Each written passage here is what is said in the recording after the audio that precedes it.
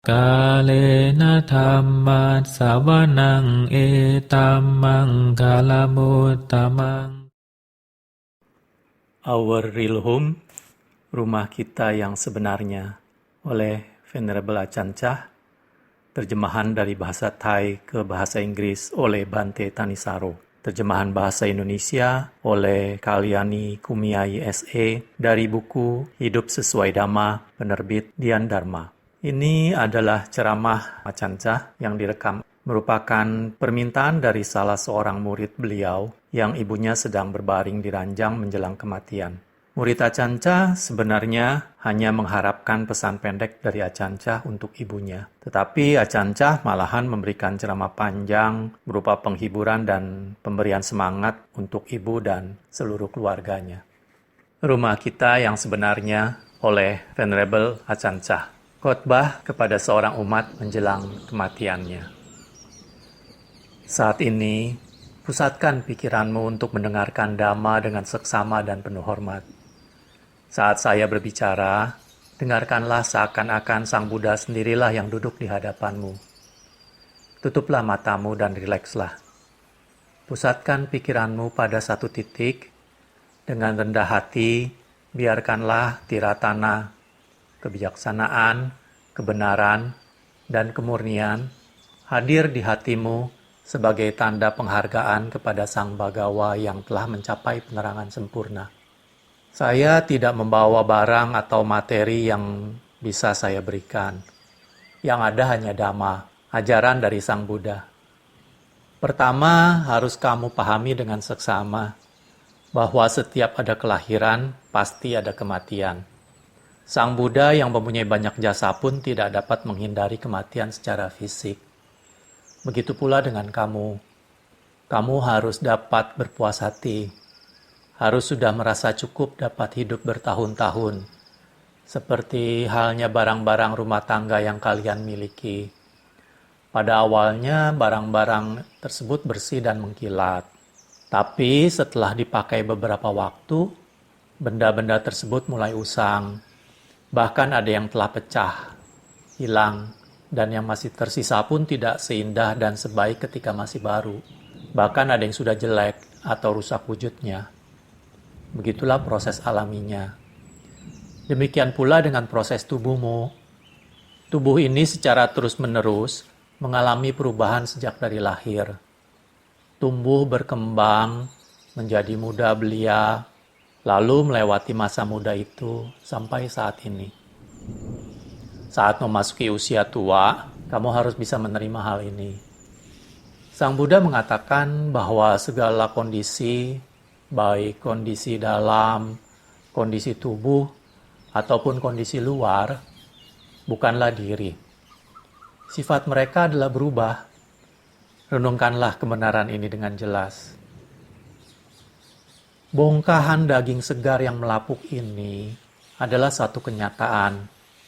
Sang Buddha mengajarkan kita untuk merenungkan proses perubahan melapuknya tubuh dari waktu ke waktu dan menghadapi kenyataan proses alami ini.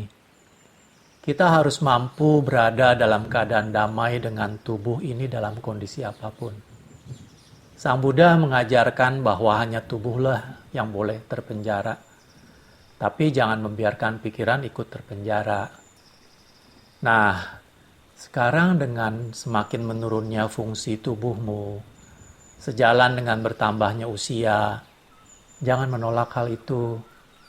Tetapi jangan biarkan pikiranmu ikut mundur. Tetap jagalah agar pikiran itu terpisah. Berilah energi pada pikiranmu dengan cara melihat kebenaran dalam segala sesuatunya seperti apa adanya. Sang Buddha telah mengajarkan bahwa begitulah sifat alami tubuh. Tidak ada sifat lainnya. Setelah dilahirkan, menjadi tua, sakit, dan akhirnya kita mengalami kematian. Ini adalah suatu kesunyatan mulia yang saat ini sedang kamu saksikan sendiri. Lihatlah tubuhmu dengan kebijaksanaan. Dan sadarilah hal ini. Jika rumahmu kebanjiran, biarkan banjir itu hanya mengganggu rumahmu. Jangan biarkan ia membanjiri pikiranmu. Dan juga bila terjadi kebakaran, jangan biarkan ia membakar hatimu. Biarkanlah rumahmu saja yang telah terbakar, yaitu tubuh luarmu saja yang menurun, tetapi bukan hatimu. Saat ini sudah tiba masanya untuk melepaskan segala macam kemelekatan. Kamu sudah hidup cukup lama. Matamu sudah melihat banyak warna dan bentuk. Telingamu telah mendengar berbagai macam bunyi. Dan kamu sudah memiliki berbagai macam pengalaman hidup. Dan itulah kenyataannya. Hanya pengalaman. Kamu telah makan makanan yang lezat. Dan semua rasa enak tersebut hanyalah rasa enak saja. Tidak lebih.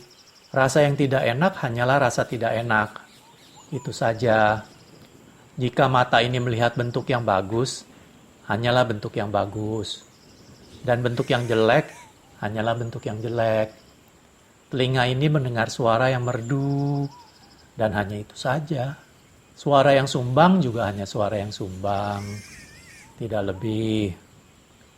Sang Buddha mengatakan bahwa kaya atau miskin, tua atau muda, manusia atau binatang, tidak ada satu makhluk pun yang dapat berada dalam satu keadaan tertentu terlalu lama. Semua mengalami perubahan dan penyusutan. Ini adalah kenyataan hidup yang tidak dapat kita hindari dengan cara apapun. Sang Buddha mengatakan bahwa yang harus kita lakukan adalah merenungkan tubuh dan pikiran untuk melihat tidak adanya konsep diri. Bahwa tidak ada istilah milikmu maupun milikku. Semuanya hanyalah kebenaran yang sementara saja. Sama halnya dengan rumah ini. Ia hanyalah secara nominal milikmu.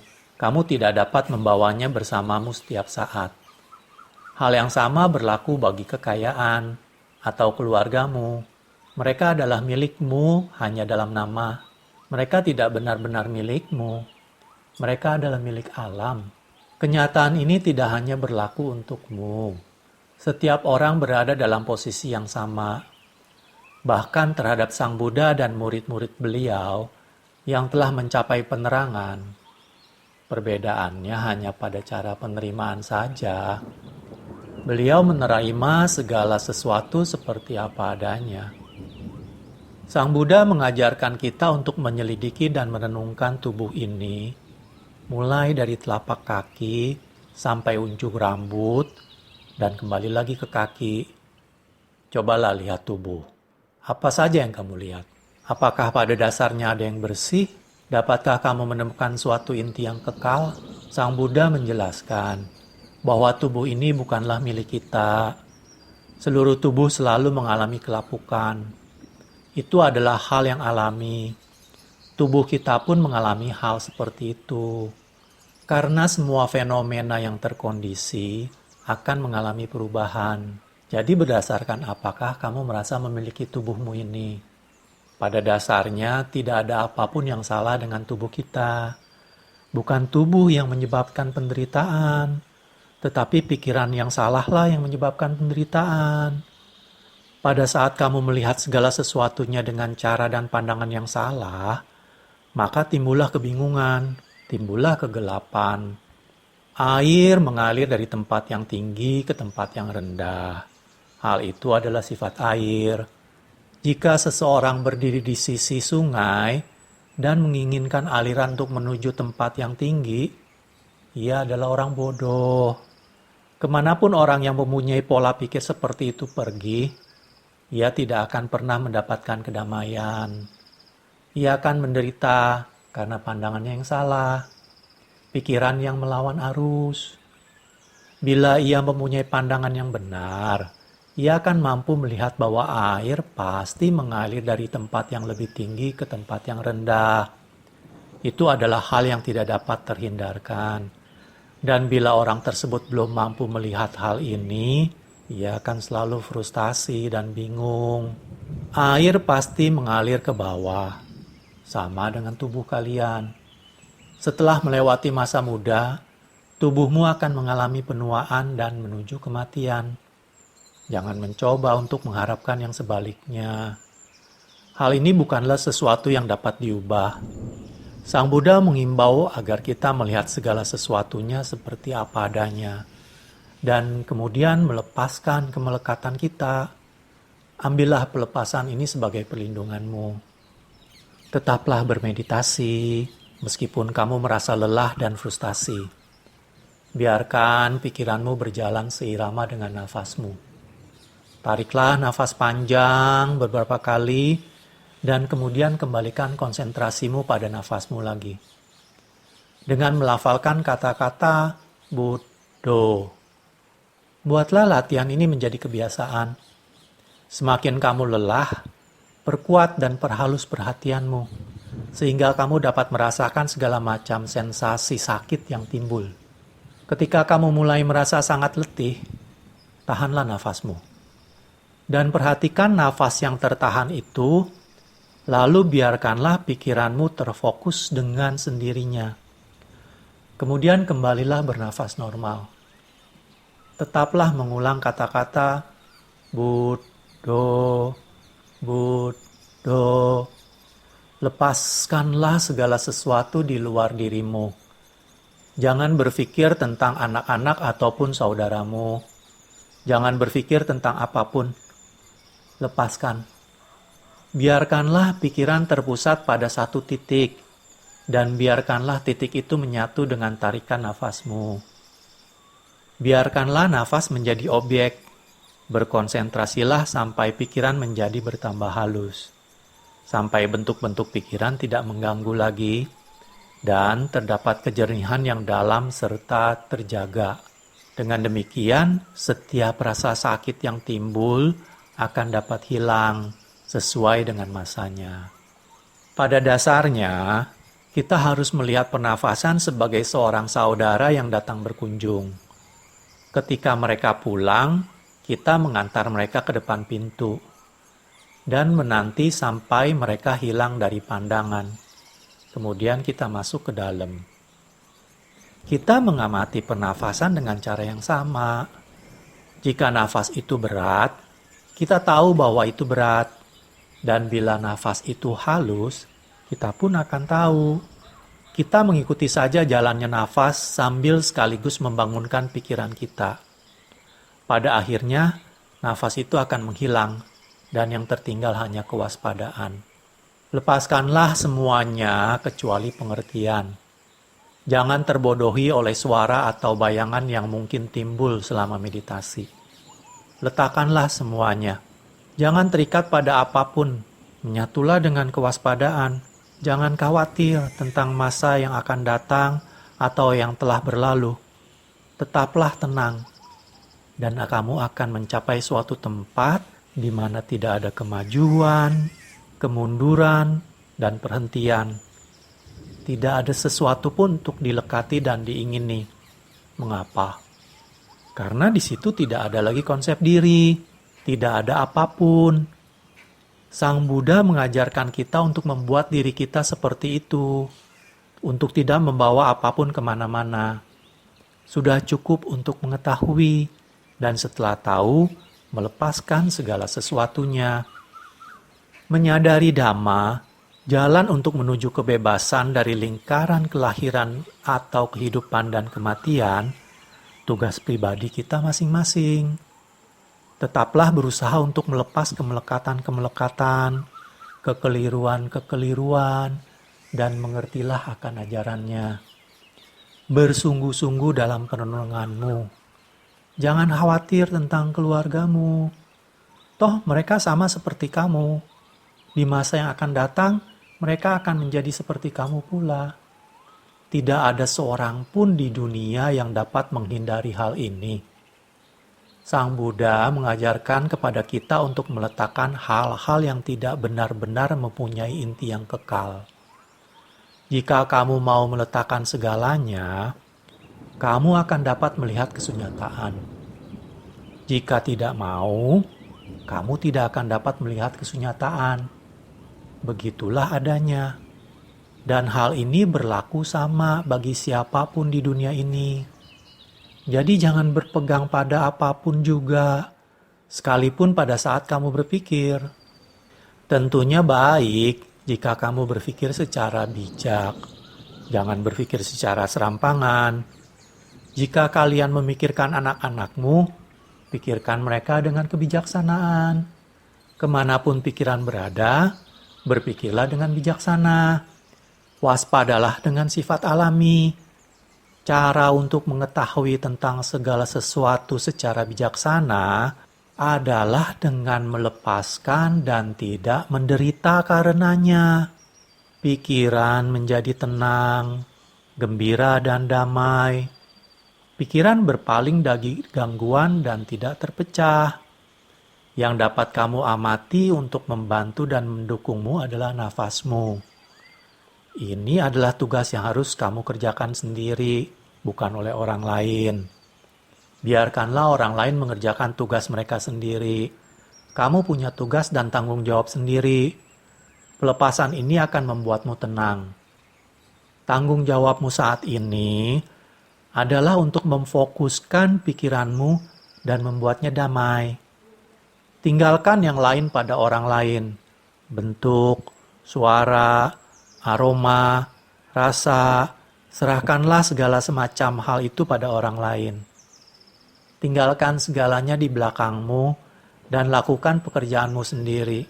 Penuhilah tanggung jawabmu pada apapun yang muncul di pikiranmu, baik yang berupa ketakutan akan kesakitan, ketakutan akan kematian, kecemasan tentang orang lain, atau apapun. Katakan, "Jangan ganggu aku. Kamu tidak lagi jadi perhatianku." Tetaplah katakan hal itu saat dhamma-dhamma itu timbul. Apa arti kata dhamma itu? Segalanya adalah dhamma. Tidak ada sesuatu pun yang bukan dhamma. Dan bagaimana mengenai dunia? Dunia adalah suatu tahapan mental yang menggerakkan kamu pada saat ini. Apa yang akan mereka lakukan? Bila saya pergi, siapa yang akan menjaga mereka? Bagaimana mereka akan bisa mengatasi segala sesuatunya? Inilah dunia. Bahkan timbulnya rasa takut yang sangat kecil pun tentang sakit atau kematian adalah dunia. Buanglah dunia itu. Dunia ada sebagaimana adanya. Jika kamu mengizinkannya mendominasi dirimu, ia menjadi tidak jelas. Apapun yang timbul dalam pikiran, katakanlah, "Ini semua bukan urusanku. Ini adalah sesuatu yang tidak kekal dan tidak memuaskan serta bukan diri." Berpikirlah, hidup tanpa kebijaksanaan hanya akan menyengsarakan dirimu sendiri. Tetapi berpikir untuk mati segera atau dengan cepat pun tidak tepat. Itu pun penderitaan. Kondisi bukan milik kita. Ia mengikuti proses alaminya sendiri. Tidak ada yang dapat kamu lakukan dengan tubuhmu sehubungan dengan proses alami. Memang untuk sementara kamu dapat mempercantiknya. Mereka yang masih gadis-gadis umumnya mewarnai bibirnya dan membiarkan kukunya panjang. Tetapi saat usia tua datang, semua ada dalam keadaan yang sama. Begitulah tubuh ini. Kamu tidak dapat membuatnya lain. Yang dapat kamu tingkatkan dan percantik adalah pikiranmu. Siapa saja dapat membangun rumah dari kayu dan batu bata. Tetapi Sang Buddha mengajarkan bahwa rumah semacam itu bukanlah rumah yang sebenarnya. Hanya secara material ia milik kita. Ia adalah rumah di dalam dunia ini, dan karenanya ia pun mengikuti proses alami. Rumah kita yang sesungguhnya adalah ketenangan batin. Sebuah rumah di luar diri kita memang bisa indah dan mahal, tetapi ia tidaklah begitu damai. Ada kekhawatiran, ada kecemasan, dan sebagainya. Jadi kita katakan, itu bukan benar-benar rumah kita. Ia ada di luar kita. Cepat atau lambat, kita harus melepaskannya. Itu bukanlah rumah yang dapat kita tinggali secara permanen. Karena bukan betul-betul milik kita. Itu adalah milik dunia. Begitu juga dengan tubuh kita. Kita menganggapnya aku atau milikku. Tetapi sebenarnya sama sekali bukan demikian. Itu adalah salah satu bentuk rumah duniawi. Tubuhmu telah mengikuti proses alami, mulai dari kelahiran sampai saat ini tua dan sakit-sakitan. Dan kamu tidak dapat melarangnya agar tidak begitu. Demikianlah adanya. Menginginkannya menjadi lain adalah sama bodohnya, seperti menginginkan itik menjadi ayam. Ketika kamu melihat bahwa hal tersebut adalah tidak mungkin, kamu akan mendapat keberanian dan kekuatan. Bagaimanapun inginnya kamu supaya tubuh ini awet, itu tidak akan bisa. Sang Buddha bersabda, Anicca wata sangkara, upadawaya damino, upajitwa nirujanti, tesang upasamu suko. Artinya, segala yang terbentuk tidak kekal adanya, bersifat timbul dan tenggelam. Setelah timbul, akan hancur dan lenyap. Bahagia timbul setelah gelisah lenyap. Sangkara adalah tidak kekal dan tidak stabil. Setelah datang sebagai sesuatu, kemudian lenyap. Setelah timbul, kemudian menghilang. Tetapi orang menginginkannya untuk abadi. Ini adalah suatu kebodohan. Lihatlah nafas. Sesaat masuk, kemudian keluar, begitulah memang seharusnya. Nafas yang masuk dan keluar harus bergantian. Harus ada perubahan. Kondisi itu timbul melalui perubahan. Kamu tidak dapat menghalanginya. Pikirkan, dapatkah kamu menarik nafas tanpa menghembuskannya keluar? Kita ingin segala sesuatunya tetap, tetapi tidak bisa begitu. Itu tidak mungkin. Sekali nafas itu masuk, ia harus keluar. Dan setelah keluar, toh mereka masuk lagi. Alami bukan? Setelah dilahirkan, kita menjadi dewasa, tua, sakit, dan kemudian mati. Hal ini sepenuhnya alami dan normal. Karena kondisi telah melakukan tugasnya, sebagaimana nafas yang masuk dan keluar bergantian. Demikianlah manusia masih sampai saat ini.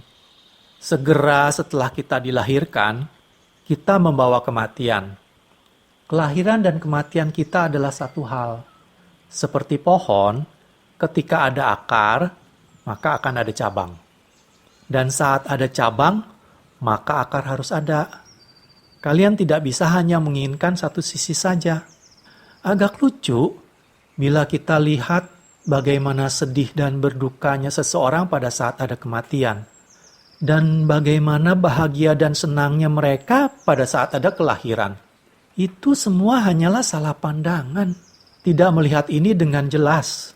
Saya rasa, kalau kalian benar-benar ingin menangis, seharusnya kalian lakukan hal itu pada saat datangnya kelahiran. Kelahiran adalah kematian. Kematian adalah kelahiran. Cabang adalah akar. Akar adalah cabang. Jika kamu harus menangis, menangis pada akarnya. Menangislah pada kelahiran. Lihatlah dengan cermat. Jika tidak ada kelahiran, tidak akan ada kematian. Dapatkah kalian mengerti hal ini? Jangan terlalu khawatir tentang segala sesuatunya. Pikirlah, ya inilah adanya. Ini adalah tugasmu, kewajibanmu. Saat ini tidak ada seorang pun yang dapat menolongmu. Tidak ada yang bisa dilakukan, baik oleh sanak saudara ataupun harta kekayaanmu. Yang dapat menolongmu hanyalah kesadaran yang jernih dan perbuatan baikmu. Jadi jangan ragu-ragu, lepaskanlah, buanglah semuanya. Sekalipun tidak kau lepaskan, semuanya toh telah mulai meninggalkanmu. Dapatkah kau lihat itu? Bagaimana bagian-bagian tubuhmu mulai lepas? Lihatlah rambutmu. Ketika kamu masih muda, rambut itu begitu lebat dan hitam. Sekarang mulai rontok, mulai pergi. Penglihatanmu dulunya jelas dan kuat, tetapi sekarang mulai melemah. Saat organ-organ tubuhmu sudah sampai waktunya, semuanya akan pergi, karena tubuhmu itu bukan rumah mereka. Ketika kamu masih kecil, gigi kalian masih sehat dan kuat, tapi sekarang sudah goyah. Atau bahkan kalian telah menggunakan gigi palsu. Mata, hidung, telinga, lidah kalian semuanya mencoba untuk pergi karena tubuh itu bukan rumah mereka. Karena terkena kondisi, kamu tidak dapat membuat sesuatu itu tidak berubah. Kamu hanya bisa tinggal sementara dan pada saatnya harus pergi. Jadi kamu tidak perlu khawatir mengenai apapun, karena tubuh ini bukanlah rumahmu yang sesungguhnya. Ia hanyalah tempat tinggal sementara. Setelah datang di dunia ini, maka kamu harus merenungkan tentang proses alaminya. Segalanya yang ada disiapkan untuk lenyap. Lihatlah tubuhmu. Apakah masih ada yang memiliki wujud asli? Apakah kulitmu masih sama seperti dahulu? Demikian pula rambutmu. Apakah masih sama? Tidak sama lagi, bukan? Kemanakah perginya? Inilah hukum alam. Begitulah adanya. Di dunia ini tidak ada satupun yang bisa dijadikan pegangan. Dunia ini adalah lingkaran penderitaan, kesulitan dan sakit yang tidak ada akhirnya. Tidak ada kedamaian. Pada saat kita tidak memiliki rumah yang sesungguhnya, kita seperti pengembara yang berada di jalanan. Pergi ke sana kemari, berhenti sementara, untuk kemudian berjalan kembali. Sebelum dapat kembali ke rumah kita yang sesungguhnya, kita akan merasa tidak nyaman. Seperti seorang penduduk desa yang meninggalkan desanya. Hanya jika ia telah sampai kembali ke desa asalnya lah, maka ia dapat santai dan berada dalam kedamaian. Tidak ada satu tempat pun di dunia ini di mana kita dapat menemukan kedamaian. Yang miskin maupun yang kaya sama-sama tidak mempunyai kedamaian. Mereka yang sudah dewasa dan masih kecil juga sama-sama tidak menemukan kedamaian. Yang berpendidikan tinggi maupun rendah juga tidak mempunyai kedamaian. Tidak ada kedamaian di dunia ini. Begitulah sifat alaminya. Mereka yang miskin menderita, begitu juga yang kaya. Anak-anak, orang dewasa, tua dan muda, semuanya menderita. Menderita karena kemudaannya. Menderita karena sudah tuanya, menderita karena kayanya, menderita karena miskinnya, semua tidak lain hanyalah penderitaan. Jika kamu merenungkannya sedemikian rupa, kamu akan melihat anicca, ketidakkekalan, dan dukkha, ketidakpuasan. Kenapa hal-hal itu tidak kekal dan tidak memuaskan? Karena semuanya itu adalah anatta, bukan diri. Baik badanmu yang tergeletak dan menderita sakit, maupun pikiranmu yang sadar akan kesakitanmu, semuanya adalah dhamma yang tidak berbentuk. Pikiran, perasaan, dan persepsi disebut nama dhamma. Yang merasakan sakit disebut rupa dhamma. Yang berwujud adalah dhamma. Yang tidak berwujud pun adalah dhamma. Jadi kita hidup bersama dhamma-dhamma, berada di dalam dhamma, dan kita sendiri adalah dhamma. Dalam kesunyataan tidak ada konsep diri yang dapat ditemukan.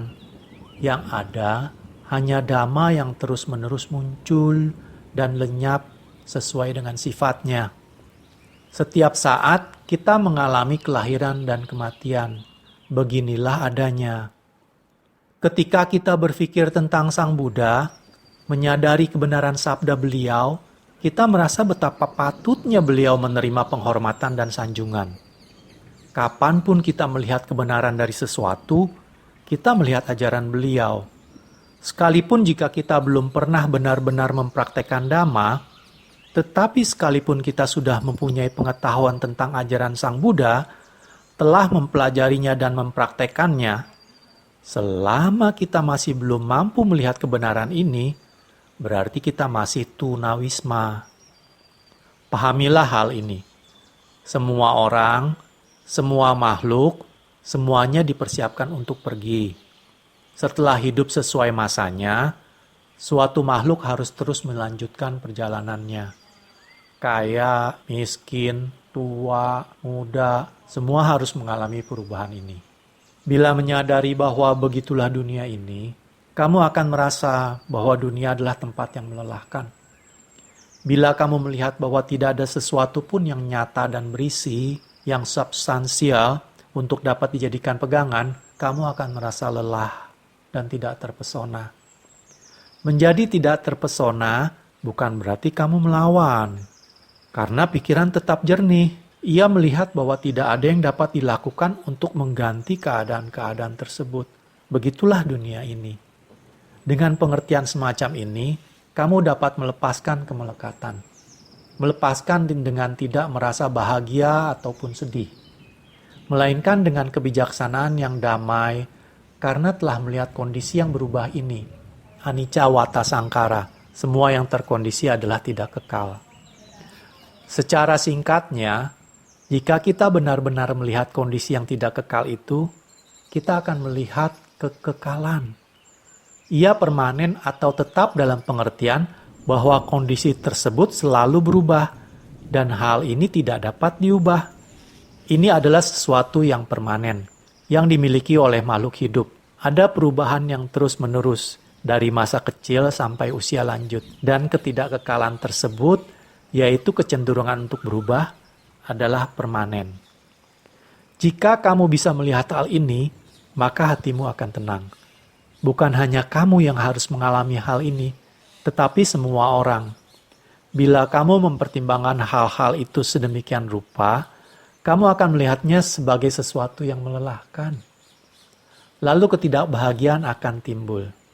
Kesukaanmu terhadap kenikmatan duniawi akan hilang. Akan kamu lihat bahwa jika kekayaanmu banyak, maka kamu juga harus meninggalkan banyak nantinya. Jika kekayaanmu hanya sedikit, kamu juga hanya akan meninggalkan sedikit. Kekayaan hanyalah kekayaan. Umur panjang hanyalah umur panjang. Tidak ada istimewanya. Yang penting, kita harus melakukan apa yang disabdakan oleh Sang Buddha. Membangun rumah kita. Membangun seperti metode yang baru saja saya jelaskan. Bangunlah rumahmu sendiri. Lepaskanlah kekotoran-kekotoran batin. Lepaskanlah segalanya sampai pikiran mencapai kedamaian yang tidak membutuhkan kemajuan. Bebas dari kemunduran dan bebas dari kebodohan. Kesenangan bukanlah rumahmu. Kesedihan bukanlah rumahmu. Baik senang maupun susah, semuanya akan menyurut dan lenyap. Guru besar kita melihat bahwa semua kondisi tidaklah kekal, dan karena itu, beliau mengajarkan pada kita untuk melepaskan kemelekatan kita. Ketika kita sampai pada akhir hidup, toh tidak ada yang dapat kita bawa bersama kita. Jadi tidakkah akan lebih baik untuk melepaskannya sekarang? Semua itu hanyalah beban berat bagi kita. Kenapa tidak kita buang saja sekarang? Mengapa bersusah payah membawa ke sana kemari? Lepaskan, santailah, dan biarkan sanak saudaramu merawatmu. Mereka yang merawat yang sakit menanam jasa kebajikan dan berusaha menunjang untuk menuju jalan kesucian. Pasien yang memberikan kesempatan bagi yang lain untuk merawat seharusnya tidak mempersulit mereka. Jika ada rasa sakit atau masalah dan lain-lain, beritahukanlah pada mereka. Dan teruslah menjaga agar pikiranmu tetap fokus terjaga. Seseorang yang merawat orang tua mereka harus mengisi pikirannya dengan cinta kasih dan kehangatan, serta tidak tergoda oleh perlawanan. Ini adalah merupakan saat di mana kalian dapat membalas budi pada mereka. Sejak lahir sampai masa kanak-kanak, juga semasa tumbuh dewasa, kalian selalu tergantung pada orang tuamu. Bahwasanya kalian bisa berada di sini saat ini adalah karena kedua orang tuamu telah banyak membantumu dengan berbagai cara. Kalian banyak berutang jasa pada mereka.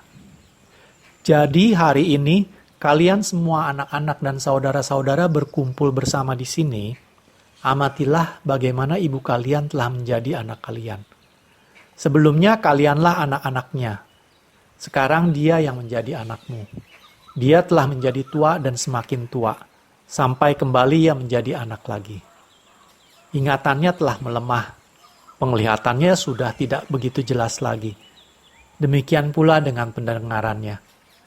Terkadang ia meracau dalam berkata-kata. Jangan biarkan pikiran kalian semua menjadi susah karenanya. Dan kalian yang merawat harus tahu pula bagaimana untuk melepas. Jangan berpegang pada segala sesuatu. Biarkan semua berjalan menurut caranya sendiri. Ketika seorang anak tidak patuh, terkadang orang tuanya harus membiarkannya saja agar tidak ada pertengkaran. Sekarang ibumu sama seperti anak kecil itu. Ingatan dan persepsinya sudah melemah. Terkadang ia memutarbalikkan namamu, atau ia memintamu untuk mengambil gelas, padahal yang diinginkan adalah piring. Ini adalah hal yang wajar. Jangan biarkan itu menjengkelkanmu. Biarlah pasien mengingat dalam pikirannya kebaikan orang-orang yang merawatnya dengan penuh kesabaran dan ketelatenan. Lapangkanlah hatimu. Jangan biarkan pikiran menjadi ikut tercabik dan bingung. Khusus untuk pasien, jangan membuat keadaan menjadi sulit bagi mereka yang merawatmu. Biarlah mereka yang merawat mengisi pikiran mereka dengan nilai-nilai luhur dan kebaikan. Bagi yang merawat, jangan menolak sisi yang tidak menyenangkan dalam pekerjaanmu. Misalnya, membersihkan lendir, air seni, dan kotoran. Lakukanlah yang terbaik. Semua anggota keluarga berusahalah saling membantu. Ia adalah satu-satunya ibumu. Dia memberikan kehidupan bagimu. Dia telah menjadi guru, dokter, dan perawat bagimu. Dia telah menjadi segalanya untukmu. Ia telah membesarkanmu, membagi kekayaannya denganmu, dan menjadikanmu ahli waris. Adalah kebajikan-kebajikan yang mulia dari orang tua. Itulah sebabnya Sang Buddha mengajarkan kita tentang kata nyu dan kata wedi. Mengetahui hutang-hutang jasa kita dan mencoba untuk membalasnya. Dua dhamma ini saling melengkapi. Jika orang tua kita sedang dalam kesulitan atau tidak sehat, kita harus mencoba semampu kita untuk membantu mereka. Inilah kata nyu dan kata wedi, nilai-nilai luhur yang menopang dunia. Ini mencegah keluarga dari perpecahan dan membuat mereka stabil dan harmoni. Hari ini saya telah memberikan dhamma pada orang sakit. Saya memberikan pada kalian dhamma yang tahan lama, yang tidak dapat usang dan lapuk. Setelah kamu menerimanya, kamu dapat meneruskannya pada siapapun. Toh dhamma ini tidak akan berkurang. Itulah sifat kebenaran. Saya merasa bahagia telah memberikan dhamma untuk kalian, dan saya harap dhamma akan memberikan kamu kekuatan untuk mengatasi rasa sakitmu. Kalena dhamma savanang etammang kalamutamang